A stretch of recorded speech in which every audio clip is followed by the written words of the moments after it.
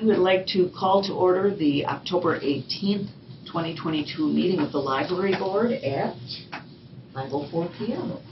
Everybody would please rise for the Pledge of Allegiance. I pledge allegiance to the flag of the United States of America and to the republic for which it stands, one nation, under God, indivisible, with liberty and justice for all. Brittany, would you be so kind to call the roll, please? Yes. All right. Gail? I'm here. Tony? Here. Alderperson Schrader? Here. Barb? Here. Carrie? Here. Nancy? Here. And then virtually Phyllis? Here. Hi, Phyllis. Michelle? Hi. Here. All right, we have a quorum. All right. And others are excused. My camera hasn't been working all day. I don't know what's going on. Oh, that's okay. Everyone will just get double Brittany. And note the others that are excused. Oh, yeah, right. Tracy is excused.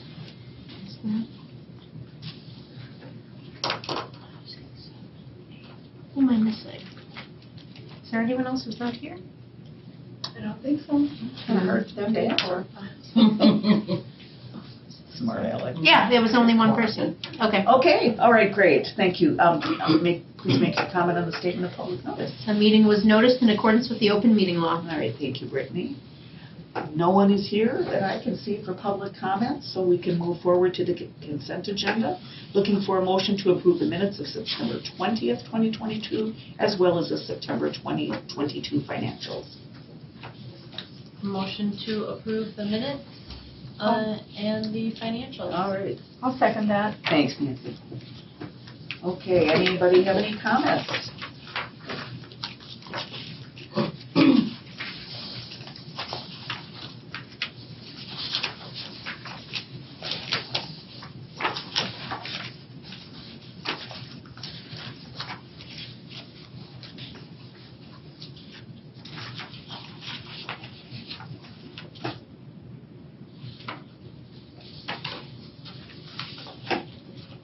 No one?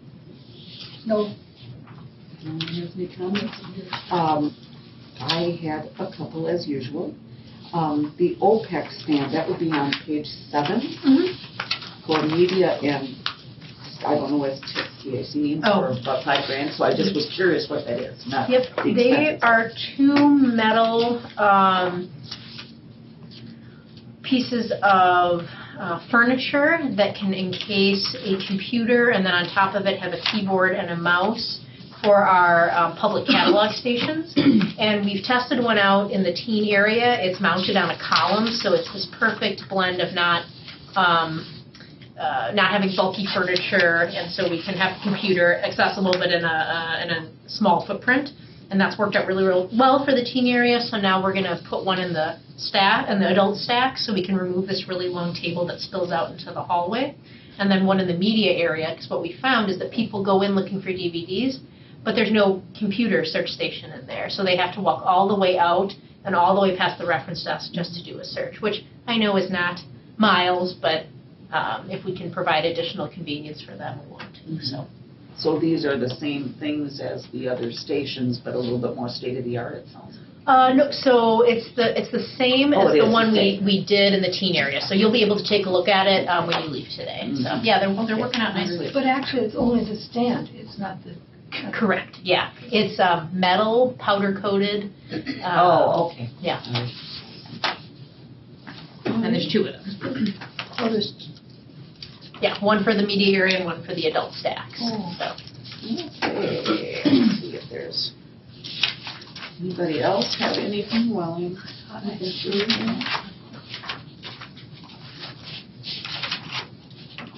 I noticed that overtime, we really haven't had any. And I thought maybe we were going to dip into that for the RFID, but so far haven't had to do that. So the way that overtime works is staff can take comp time or they can take overtime. Staff traditionally take comp time. However, regarding the RFID, any staff who are getting extra hours for that are the part-time staff, because I didn't want to put pressure on full-time staff to be working above 40 hours a week. Now, what happens, because they work less than 40, it doesn't hit the overtime line item because it's not overtime according to a HR 40 hours a week. So what that means is it hits the salary and wages line item. Now, if we never had any vacancies during the year, if, everyone, then we would be over in salary and wages, and I would use the overtime budget to offset that overage. I actually don't think that will happen this year, So yeah, we are using some extra overtime hours, but it's just hitting salary and wages given that it's part-time staff. Okay. It's a good question. Well, thank you. And then on the page 10, it looks like, on the revenue page, it looks like the main chunk that we're missing is the system payment, because otherwise we're looking reasonably good except for the library fines. Yeah, so we will get that other half before the end of the year. Mhm. So it's not like we will meet that revenue line item. Kind of looks like it. Yeah, and our revenue's doing really well otherwise. Yeah, the library fines, I don't know how to feel about it in that, obviously it means people are returning things and that's good. It maybe means we have to right-size what our expectations are for library fines.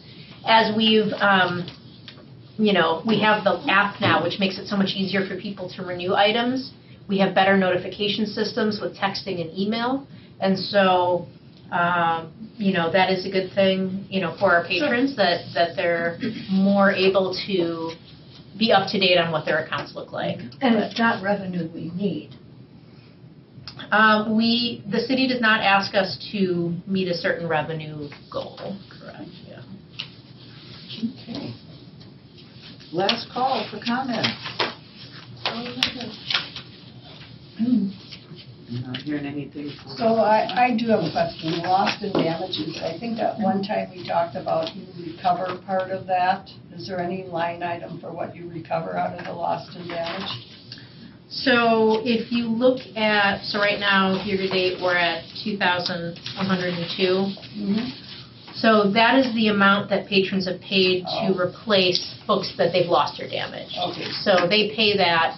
We then purchase replacement copies if the item needs to be replaced, but it comes out of our materials expense budget. So do you have some that you don't recover? Does that appear anywhere you're lost as a loss? correct, yeah. I mean, there are some accounts people just choose to not come back to the library, and their accounts are, frozen, and that's very sad. Of course, we don't want that, but Yeah, 'cause that's like a big, I don't remember in past years seeing that kind of percentage. that so- feels higher than it was last year for certain. And I'm among them. I had a library book on top of my car, and I drove off. Oh, no! And then I drove over it. So I now own a slow cooker book that has tire marks. I haven't told the staff this yet, but aside from paying for it, I feel like I should, as additional compensation, make whatever recipe has tire marks on it and bring it in. So it happens to the best of us. There you go. It's usually sunglasses, though, not books, right? Yes, I know. And my daughter she gasped, like, there's a book in the road. I'm like, that's awful. And then I went, that book looks really familiar. Oh, no. That's what being busy is. Yeah. Very observant daughter. So, anything else before we call for the vote? Okay, all those in favor of the approving the consent agenda, please signify by saying aye. Aye. Any opposed? Hearing none, motion passes. I have nothing for the president's report, so we can move down to director's report. All right. So, let's see here.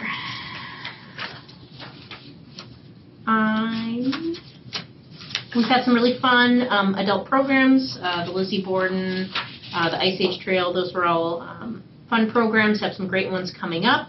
The Victorian Undertaker sounds particularly interesting. And I kind of chuckled at the statement following that title. You're going to have lots of original equipment and artifacts. Yes, it's going to be very interesting. Like what? Just name one. He said he's bringing a coffin. For God's sake. Yep. Oh, wow. from that time. I was afraid you were going to say that. Yeah.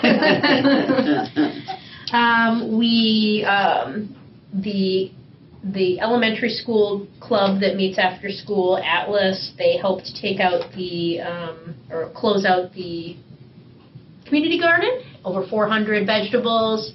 So really very proud. cool. Were you guys in attendance? That's Karen? amazing. Nice. It was cold. Okay. That was a very cold night, so thank you for being a part of that. And over 400 vegetables and herbs went to the food pantry, and it was, people just volunteered all summer to tend to it, and they took a lot of ownership in it, so we're thrilled that continues to be a good experience for everyone. We're doing some teen programs with the new VR goggles in the new teen area in October and through December. And we have our Friends fundraiser coming up, the mini golf one. So help spread the word about that, because that helps boost our revenue Do you through the know, Friends. is there a limited number of people that get to do that? The mini golf? Yeah, so we have sign-up times, and we're trying to keep it in slightly smaller groups just because the pacing of mini golf, how it works, people can get clogged up if you start too many people at one time. Right. But, that being said, I think we're trying for groups of 4, but if someone was like, but I have a family of 5, we certainly wouldn't turn away little Timmy, or whoever. So, I think that if you're curious, can my group sign up, I would just call and ask sort of what you can get. But yeah, we're, how stressful it gets on the golf range. If there's too many people stacking up, it becomes a challenge. So we'll, that's how they're working. And it's, it's the first year we did it. So I'm sure we'll learn a lot from it and decide ultimately if it's a viable fundraiser moving forward or not. So. Yeah, any other questions? We had lots of new library cards made this month. That was really I exciting. have a question on the third bullet. Yes. Our audience, our new residents, how do you get those? Do you get that from the chamber? That's a great question, yeah. So we actually get it from the chamber, but it turns out the city gives it to the chamber, and so we just realized we can ask the city for it directly. No one ever thought to ask how we were getting it. Michelle thought to ask this month, and Okay. yeah, so the city provides that, so. Thank you. And I see that there's a new library brochure. Yes. Oh, stop by the circulation desk and ask for one. Oh, It is okay. beautiful. It has so much information, but it's done in a very design-friendly way. So this is part of some of our marketing efforts to try to make sure that people are maximizing their library experience. We always hand it out with every new library card that's made. And so this will be definitely stepping up our game in terms of people knowing exactly what's available to them. But yeah, I should have brought some to the meeting, but please stop by on the way out and pick one up. And I thought it was funny, I bought a house over the summer and I got a welcome packet from the library last week with the brochure in it and all the information and get a card. I was like, oh, I guess they didn't check it. No, actually we did, Michelle. You were our test case, actually. Because we were talking and I'm like, but wait a minute, Michelle moved from within Muskego, so what do we do? Because you got a letter that was slightly different in language than other letters. So now I have brand new to Muskego and Muskego to Muskego people, so you got a slightly different letter, but you'll have to let me know if it enticed you to come to the library. Really did. I really appreciated it. Hey, that's wonderful. Yeah, that's awesome. I'm glad you got it. And item number 6, congratulations. Oh, thank you. 5 years. 5 years. Woo. Yeah. We did it. Okay, let's see. I never know exactly where the monthly statistics fall in. That's technically part of your report, Correct. isn't it? Yep. Okay, yeah.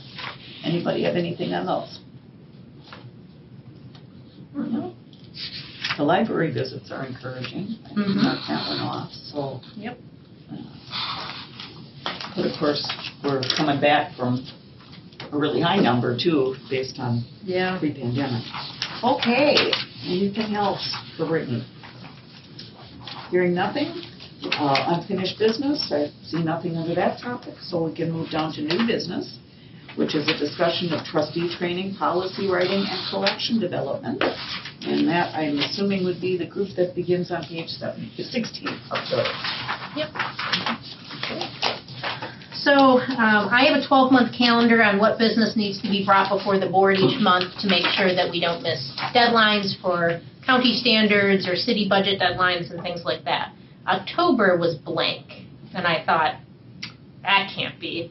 So I thought it would be a good opportunity for us to do a little trustee training, because aside from when I meet with you all during trustee orientation, we don't really have time. We're a busy board. You guys make a lot of decisions and evaluations and improvements to the library in any given month. So I thought we should take this opportunity to do a little training.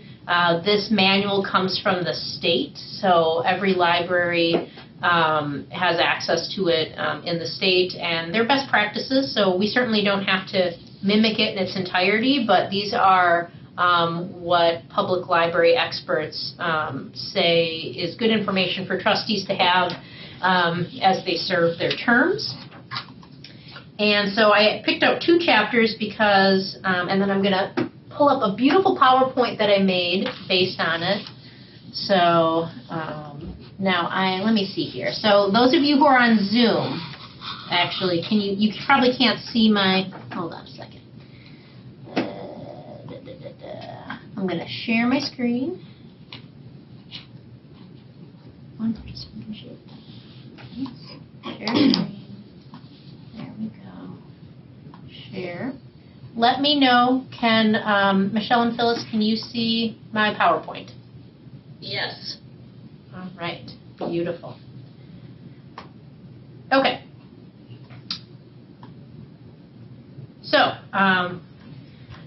like I said, these are chapters 10 and 23. The full handbook is online if you ever felt excited about reading 75 pages about library trustee work. It was created by the Department of Public Instruction. And the intended use is for during orientations, and you may not recall, but I have a green PowerPoint that I typically show at orientations, and it was sort of chart out, like, what is the library director's role, what is the library staff's role, what's the library board's role. That came from elements of this manual as well. And so I use this to help with orientation of new trustees, and then continuing education when we have time. And it's been a while since we've had time, but here we are. So Chapter 10, which started on packet page 16, I'm just going to pull a few things out from it because I know you read it. The Wisconsin state statute says that public libraries should have reasonable regulations in order to make it beneficial to the greatest number. And basically what that means in layman's term is just got to have some rules so that it's not chaos and people can enjoy the library, right? And the library board can exclude use of the public library to people who violate those regulations. Because it's a public library. People should have access to the public library. But the statute's also saying if you violate those policies, you can be asked to leave. So. And the purpose of our policies, certainly, whenever we're creating them, is to fulfill the mission, vision, and values of the library. And we've talked about those statements recently, so it's timely. And I just pulled out some words from our mission, vision, and values. So when we're thinking about our policies, how does it help promote, protect, and encourage our community space? How does it promote the exchange of ideas? How does it promote the fact that our mission says we're going to offer a wide variety of materials and programs? How does it support the materials and services that we need to make sure are open and available to everyone, and that it supports inquiry, people asking questions and being able to get answers to their questions? So these are elements from our mission, vision, and values, and then how do we develop policies to ensure that we protect that for the community? So the role of the library board, this is a separate part of the statute under powers and duties. It says that the library board develops policies for the library as part of their administrative duties. So it specifically calls out that this is where it takes place. It doesn't take place anywhere else except for here with this group. And then you appoint a librarian, in this case me, who then appoints other people, me hiring the staff, in order to make sure that those policies that we've worked on are then carried out. And if you ever wanted to read Chapter 43 about libraries in the state statute, it's there. Actually, we did that a couple of years ago. Did we? No, I did. Oh, you did? online. Oh, good for I don't you. remember if you sent the information. Oh. Yes, we did do that. I have a question though before Yeah. you go any further. As soon as new people are hired, New staff or New new staff. trustees? new Okay. staff, Uh-huh. are they aware of this? You Or know, is this are they only aware of trustees? Chapter 43? I don't know how good of a job I do at explaining Chapter 43. I mean, I tell them certain things like the library board's responsible for policies and that, you know, the library board is the policy administrator for the library. So actually at the last in-service, we had a whole session devoted to the role of the library board trustee, how you guys get appointed and things like that. So, and I told them that it was in reference to a state statute. But I do think that I could always do better at continuing to educate on that part. But my comment to that, and I bet you all agree with me, I'm treated like royalty when I walk in for my packet. Oh, good. I love that. I love Gee, that. I don't think they treat me like Oh, come royalty. on. No, I'm teasing. Well, you are all important, as are all of our patrons. All right, so a good policy then, as we think about the policies that we've been revising in the past and the ones that we're going to revise in the future, it has to be clear, right? Because if it's not understandable to our patrons, if we're using lots of lingo or acronyms or anything, then it's how are we going to expect our patrons to understand it when we talk to them? Is it reasonable, right? It can't be ridiculous. Well, this policy is that only people with yellow shoes can use the library. I mean, it has to be reasonable and enforceable, right? It is very difficult if you give a staff member a policy to enforce and it's impossible for them to be able to enforce. It's too complicated. They have to, you know, if they're talking to a patron, they have to fill out a 50-page form, but they're also trying to talk to the patron. It's very hard to enforce policies. It has to be enforceable. And then, of course, is it legal? We have to make our policies legal, which is why I always show a draft to the city attorney before I bring it to you all. And if we made any really big changes, I would go back to the city attorney and say, does this change anything, or can we move forward? So these are three things we should always keep in mind when we are editing policies, when we're creating new policies. And this is all at City Hall as well as here at the library. In what way? The duties of trustees. So, I mean, I think a lot of, you know, how to create a good policy, if we're talking about municipal code, like, I think similar rules apply. It needs to be clear, it needs to be reasonable, enforceable, is it legal, all those things. So, yeah. Thank you. All right, so that first part that I talked about was all that I pulled from Chapter 10. And before I move on to Chapter 23, were there any questions about Chapter 10 that you guys wanted to discuss? No.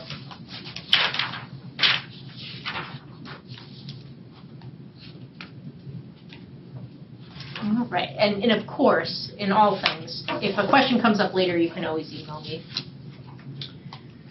All right, so Chapter 23 starts to narrow the focus. The general, how we make policies now, dealing with challenges to materials and challenges to policies, which is Chapter 23 of the trustee manual. So we have processes for submitting concerns, and as we start to go over some of the policies moving forward, you'll see those processes. And even with the Code of Conduct, which we reviewed more recently, you know, there was a line at the bottom of the Code of Conduct that said, if a patron disagrees with the ban that they were given by the library director, they can appeal to the library board. Like, that's a process. So we have processes for submitting concerns, and then so we can make sure that we've done our due diligence on that. So, you know, the chapter talks about if concerns are made directly to a trustee, it's very helpful, you know, for it to then be funneled to me. Like, I need to know that information so that I can either talk to you about how the policy is, so that I can investigate further on the incident. Like, that's definitely information that I want as the executive officer of the library. So for trustees, what we want and what we need is to follow the policies and procedures agreed upon by the library board and director. So whatever we've decided upon as a library board, if there is an issue or an issue with the policy or a challenge, we want to follow that and be familiar with it. And then a best practice is allowing an official spokesperson. That could be the library board president, it could be the library director, to make public comment for consistency. So if there was a problem, especially if it became like a very external issue, instead of having, 9 different trustees all talking, having sort of, because you're representing the board, and so having a spokesperson for the board is ideal. The thing, and remember, I'm not talking about you as an individual, but we're talking about your role as a trustee. So the chapter went on to talk about being careful not to express personal views, speaking on behalf of the library board as an individual, indicating that you can act on your own on behalf of the library board. So saying like, oh, this is an issue, I'm going to take care of it, and I'm going to, until the board can talk, you don't want to speak on behalf of the board. Engaging in public debate as an individual on behalf of the board. So those are things, when you're talking about your role as a trustee, you as an individual, of course, have your own thoughts and opinions, but when you are then putting on your trustee hat, you just have to be careful about, what you are speaking, and if it seems like you're speaking on behalf of the board in that way. I just sort of have an example here. So if like someone said, I'm not happy with X policy, thanks for the information. We have a policy for how to follow this, follow these steps. I'm going to follow up with the library, gather more information myself, maybe tell them, maybe this will be on a future agenda item. Let me look into, you can give all that information. And again, this is an example. I'm not saying that we all have to say this exactly, but it's just making sure that the library board is communicating effectively.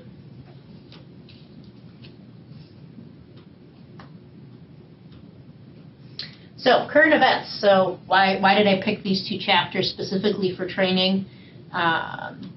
So all of our policies are posted on our website under the About Us section. So at any point, if you're curious, what is this policy about? Like, let's say someone did give a complaint. I can't believe that your code of conduct policy doesn't allow X. Our policies are all there, accessible for our patrons, but also for you as well. So they're there. Our 2022 action plan. So why I focused on policy development for our training is that was one of our action items, to review all Muskego policies and bylaws and identify gaps. And moving forward, there's going to be a routine review cycle established for all policies. So I picked 5 years. We don't want to overdo it because then we're just constantly busy revising policies we just looked at. So I have a spreadsheet now that has all of our policies, the ones we've looked at, and then the timeline for when they come back to the board, so that we won't have policies get out of date again. And then, as I mentioned before, policies being updated will be reviewed by the city attorney to confirm that legal part of it. All right, and just to pat ourselves on the back a little bit, in the last 3 years, 2020 to present, we've updated all these policies. So we've been working on that action plan. All of these have been looked at and reviewed. And in fact, we've created a new policy. That doesn't happen often, right? That where we've found a gap in the public comment policy. So that's pretty cool. You guys were part of creating a new policy for the library that didn't exist before. And then next steps. And, we can use these chapters about policy development to help us because we have more work to do. These are the policies that have not been looked at in the last 5 years. So we will be continuing to address those in the coming months. It's going to take a bit of time, right? I don't want to stack us with like 5 policies in one, board session, but just know that these are the ones that we will keep working with. I like your graphics. Oh, thank you. I worked very hard to find it. Yes. Did you just pull those off like something, or do we have like a lot of graphics that the library owns? I liberated them from the internet. I see. So, any questions about Chapter 23? I would just make a comment too, how if the public asks us a question about something, I've had an experience being on a board in the past where media had called. Sure. Yep. And caution you not to speak on behalf of the library if anything ever came up. Yeah. Where you got a call from a reporter or something because you're on board. Yeah. They do. That can't happen. That is such a great point. I thank you so much for sharing that. Absolutely. And I mean, not only do we not want to give wrong information, but we want to be consistent about the information we give too. And so I think that official spokesperson redirect to the official spokesperson, and you want to make sure that you're giving the right information. It's not being evasive; it's wanting to be correct. And we don't have to talk about this today, but I think the next time we work on a policy, one of the things we can talk about is who would you like to be the official spokesperson. And that's not to say that the spokesperson would just decide what they want and say what they want. They're speaking on behalf of the board, and so they would get direction from the board.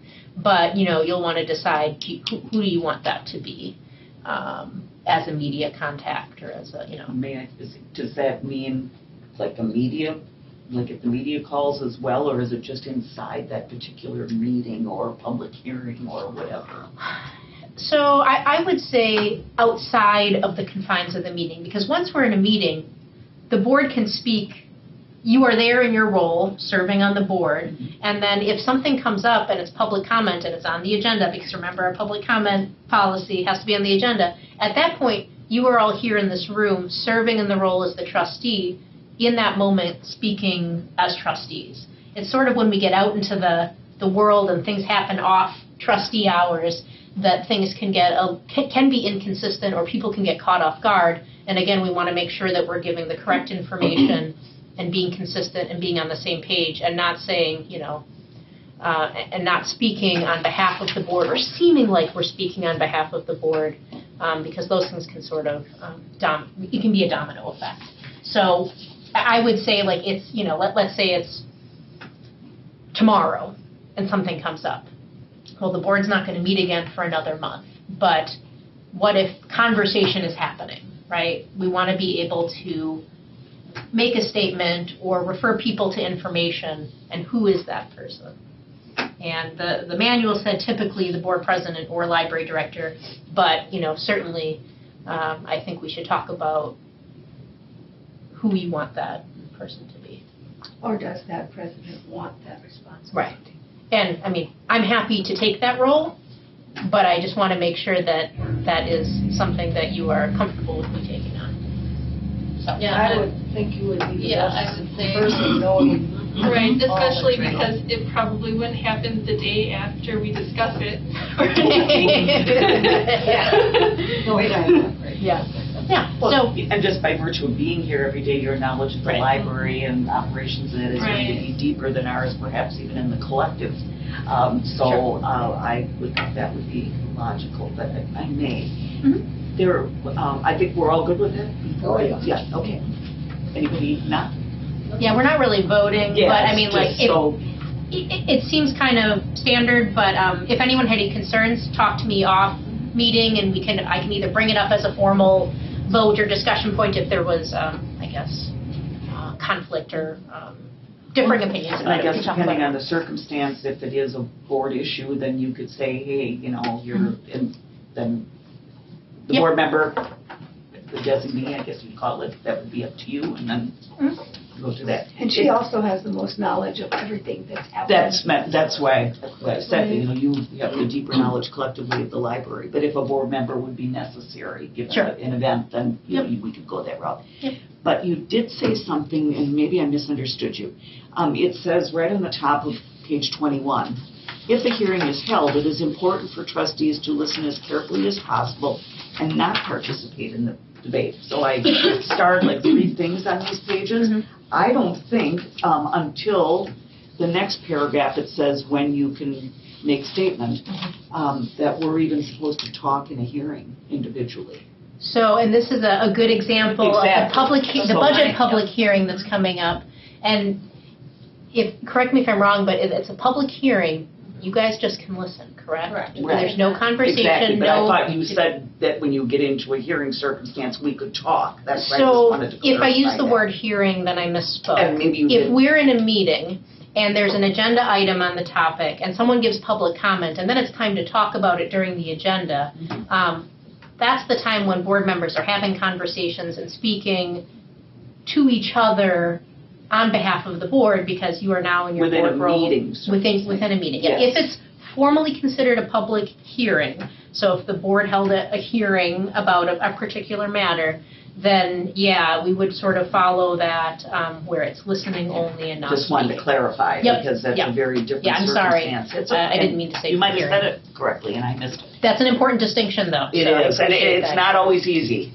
Having been on committees that had more contentious issues, sometimes, you know, like somebody says something that's blatantly incorrect, but you still need to have your decorum and not say anything. So, Yeah. because it, according to the next paragraph down, it does say, this is the time to make a public statement giving the reasons for your vote. So there is a specific time, but then it would be as a unified, as much as we can be given the issue, as a unified body, that there is a comment if you want to do it, but then they follow up with such a statement is not obligatory. Correct. So we could do that if we wanted. Could we take a moment to just come up with a, what if this happens? Have you got an Oh, like a example? hypothetical, Yeah. something like that? Sure.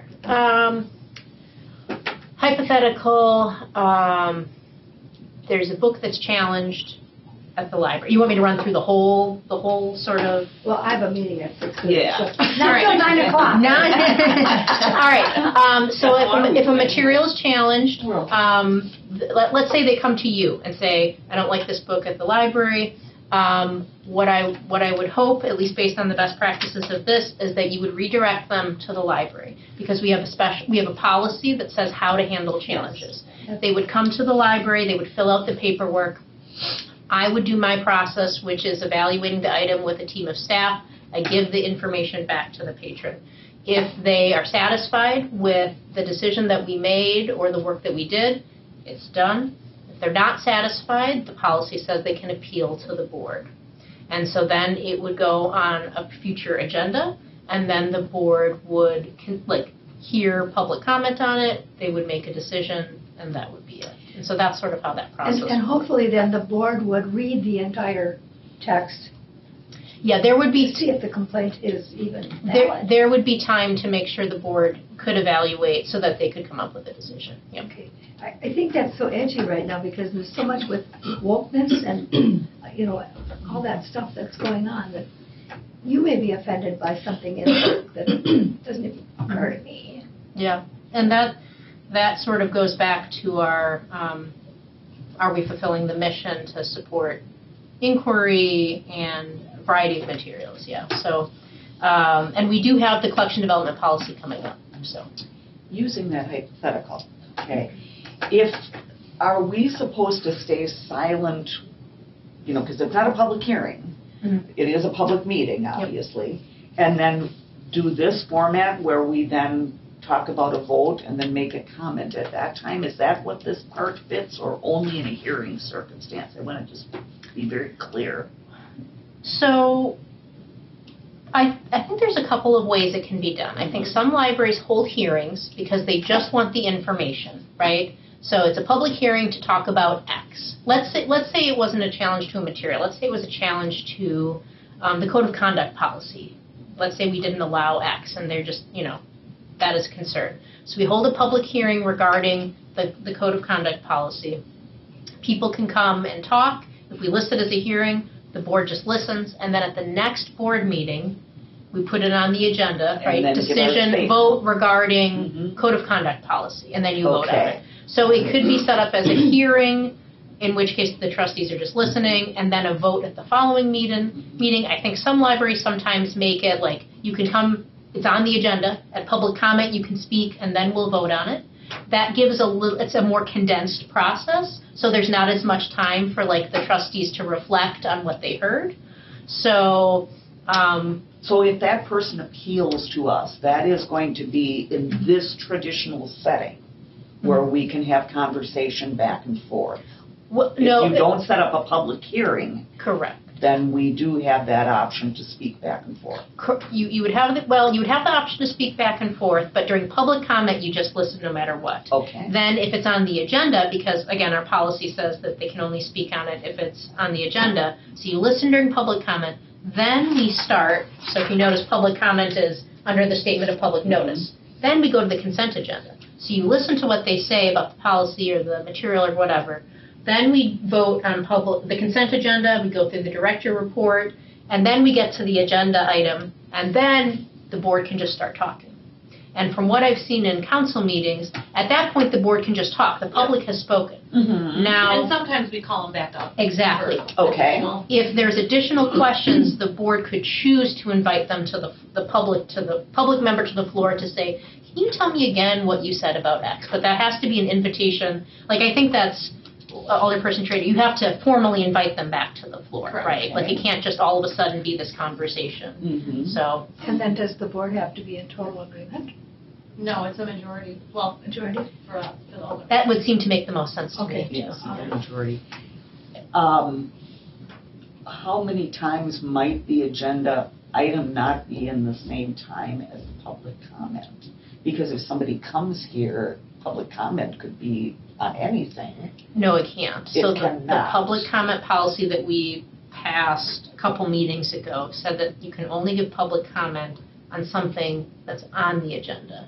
So then you can ask yourself, well, how does it get on the agenda then? And the way that it gets on the agenda is that they give feedback to the library director or to a trustee, right? So if they come to me, if I'm hearing like, oh, this is a big issue, we have to talk about this, I'll put it on the agenda. If you guys are hearing from the community, right, because they have your email addresses, they can contact you, that it's an issue, you guys can always request that items be put on the agenda. I don't do this, and I really think I should because I've heard the mayor do it. There's a line in there and your guys that says, are there any new agenda items you want for the next meeting? I actually thought that was a really great idea. I've never heard that before. So if you guys were hearing things, you could say, hey, I think we really need to talk about this, and then it gets on the agenda. So if someone walks in from the street and they just would like to make a comment, hey, you guys are doing a great job, do we have to set up an agenda item for that comment? That is the way we've written the policy, and that is the way the city has their public comment policy set Yeah, up. because otherwise you could just have people walking in randomly. Yeah, and I can spouting guarantee you, off. nobody's going to come in here and say you're doing a good Yeah. job. No, I'm Come just in here using that as an with example, bitching you know, about I mean, something, because right? it would seem like a ludicrous thing to set up an agenda item Yeah. to talk about we're doing a And good things job. that are That's- ludicrous are not going to get on the agenda. Yeah. At least not with the, where I had it. Just, in I'm used to Alderman. people just walking in and signing a form at the time and making a public comment, like when I was But on the even with the CDA school board, and you that kind of can't thing. speak about something that's not on the agenda. When you come in and you sign that card, it has to be. That was so interesting, because I served on the CDA for many years, and we used to let people comment. If it was something that was just a small thank you, in the positive impact story in the director's report, if they told you before the meeting, that could come in Learn something there. new every day. Yeah, I certainly want to get that information, and that would be beautiful if they'd come to give us that information, but maybe they could email you guys independently, or, you know, I know some people like to meet with their older people, so that they could actually say, like, hey, you know, Nancy, I'd love to meet with you and talk about how great the library is doing, so. Well, maybe that was a poor hypothetical, but I mean, it just seemed like a ludicrous result to just say, you know, if somebody came in and wanted to say something nice, we have to wait till it's on the Yeah. agenda. What it does is it makes sure that the meetings are Orderly. formal, orderly, respectful, organized, and what the board wants to discuss. Well, because I would just give a hypothetical. If you just let anybody talk randomly, you're going to get a can of worms. Right, it'll be pandemonium. I mean, if That's you let just someone the come way in I and give always a good remember it. comment, then the people who want to give the bad comments, they'll say, well, why can't we come? You know what I mean? So it's just Yeah. the way to do it. But certainly, you know, if you hear things and if there's something you feel the board should discuss, please let me know, or contact Gail if you'd like that to come through Gail. And then it'll be President. on the agenda. Yeah, I mean, I think as long as it's I like that. not Brittany should wear red shoes every day, you might get shut down with that one, Nancy, but as long as it's reasonable board business. All right. Have you had many material challenges? I always do that. Yeah. Hard head. Not since I've been here, not recently. That's amazing, isn't it? Mm-hmm. When you think about it, 5 years and you haven't had any challenges. Contact or. Anything else on these things? Thank you for providing that. I do have someone that questioned me about the Muskego Book Club. Is there any affiliation with the library? Muskego Book Club. So there's a couple of, there's Between the Covers. Yes, it was that one. Okay, that is run by the Friends of the Library. So that's nothing to do with, I mean, they use one of the public meeting rooms like any group could. I'm trying to think if we may help the Friends place holds on the books, but they pick the book, they run the meetings. That's a Friends-run book club. okay. So that's nothing that we're sponsoring or have anything really. It's managed by. No financial ties or anything like No, I that. don't think there's any financial ties to it. No. Okay. It's just published that it's on the calendar, I guess. Okay. Yeah, because we publish Do they Friends meet things. here? They do, Yeah. Yeah, we So publish, that would be- anything that the Friends are doing, the First Yeah. Friday Coffee Sure. fundraisers, that's all in our, The movies. Maybe that's the connection. Then. Is I that didn't know they got into things like that, Friends. the Friends, yeah. Yeah, well, that's interesting. Yeah. okay? Such a good friend am I.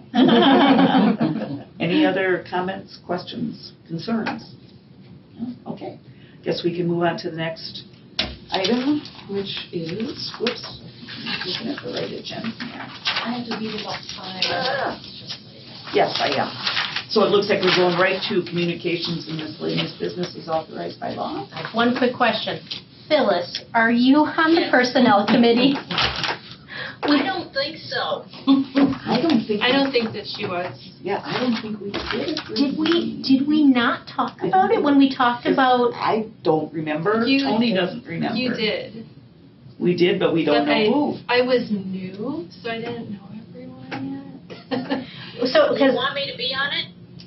I mean, so it's a library board president appointment, and basically at that May meeting, I remember talking about Yeah. appointments, but none of us, and it's not in the minutes, so we're.